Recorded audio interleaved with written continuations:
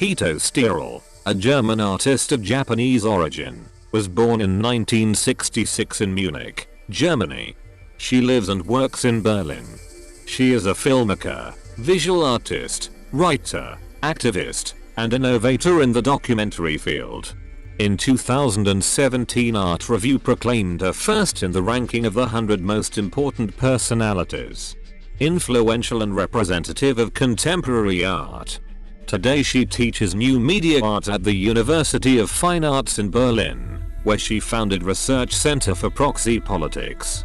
Hito Steyerl studies the role of images in the media society. She analyzes several themes from globalization and digital capitalism to the examination of the problem of truth in an age of doubt. Her work is a constant negotiation among gestures, body, action, and theoretical reflection. She appeared in the scenes as a documentary filmmaker in 1998. Through the documentary, she analyzes the history and data in their uncertainty, ambivalence, and contradiction. Consequently, the faithful reproduction of reality is no longer possible. The documentary thus becomes a set of both fiction and reality that leaves the viewer in a condition of waiting and reflecting. Steyerl made a broad reflection of how images flow in contemporary times. As a result, she wrote an essay in defense of the poor image. The images, which are compressed, reduced, and degraded in the flow of digital communication, have lost materiality due to their extreme commercialization and diffusion. However, they have the property of being outside the mechanisms of the capitalist system, preserving an aura of their being copy. November.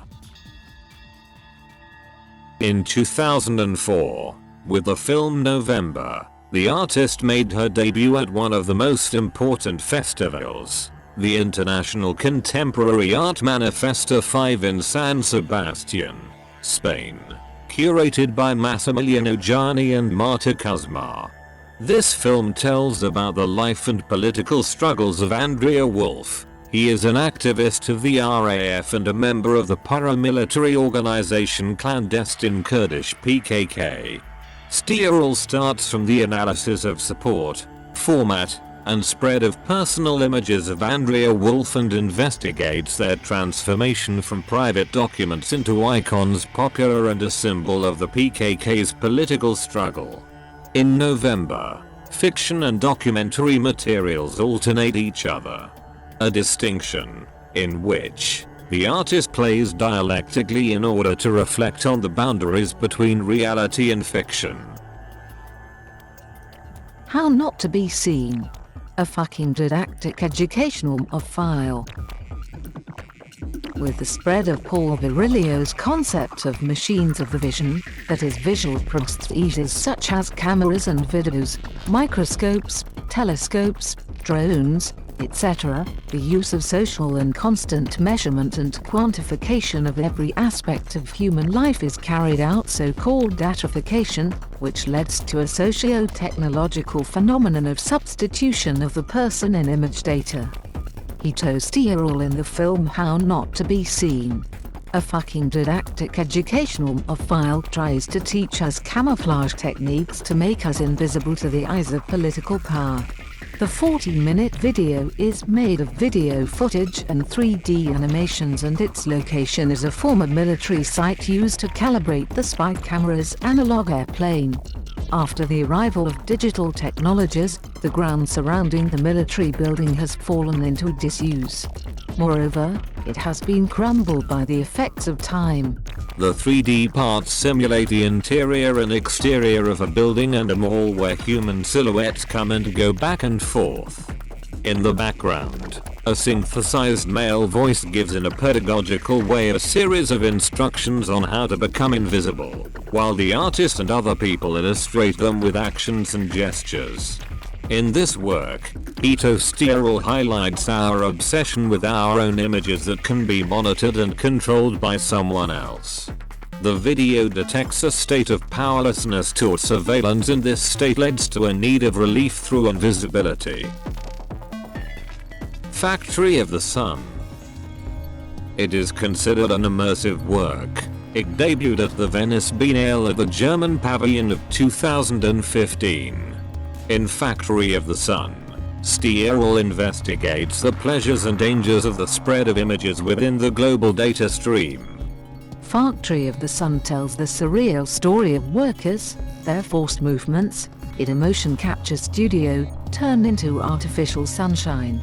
The Sun Factory uses the features of light and acceleration to explore the possibility of collective resistance to increasingly evident surveillance in a world increasingly virtual. In her work, the artist says that we are living in the age of pixels, in which we tie down the same sun in our technologies.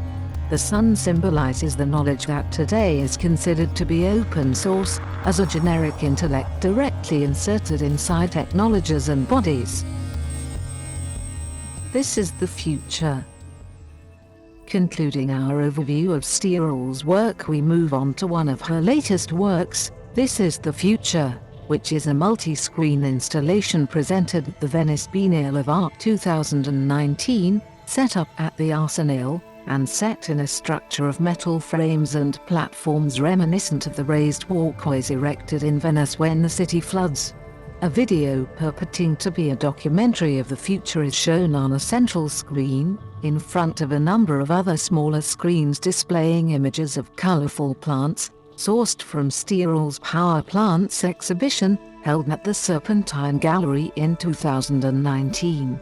The artist deeply explores the question of validity, or rather usefulness, of any form of futurism or the anticipation for what will come next with the increasing power of artificial intelligence and algorithms.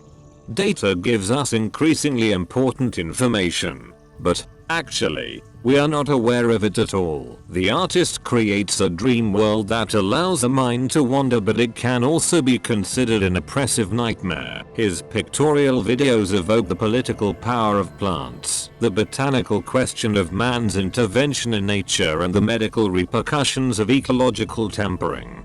The artist wonders an important question: is artificial intelligence able to predict the future? The answer is no.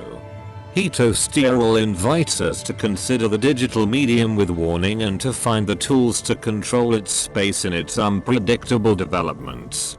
Today we live in a digital revolution that has renewed the separation between mind and body, between real and virtual, digital and analog, connected and disconnected. We increasingly need to process, in a faster and more effective way, huge amounts of information. After overcoming the digital divide and accessing the internet, a new form of mental and physical slavery has emerged. We think mostly about processing data and no longer think critically by relying only on scientific progress. Being energetic and brilliant as in her written interventions, Steyerl puts back into circulation what many artists neglect today: emotion and commotion.